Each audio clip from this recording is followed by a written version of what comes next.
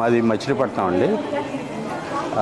వెంకటేశ్వరం ఇవాళ శనివారం కనుక వెంకటేశ్వరం గుడికి డోక్ఫర్ వచ్చామండి.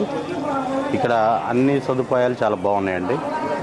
దర్శనం కూడా చాలా చక్కగా చేయించారు, చక్కగా నిదానంగా చేయించారు. అందరినీ దేవుడిని బాగా చూసే విధంగా వాళ్ళు కల్పించారండి. వాళ్ళకి చాలా ధన్యవాదాలు. భోజనం విషయానికి వస్తే అద్భుతంగా ఉందండి, చాలా బాగుంది, చాలా బాగా చేశారు. Okay sir. మా దారపల్లి స్వామి, మేము దారపల్లి నుంచి వచ్చాము. డోక్వర్ దేవస్థానానికి వచ్చాము. తిరుపతి స్వామివారిని చూస్తే తిరుపతి ఎన్టీఆర్ స్వామి చూసినట్టు ఉంది.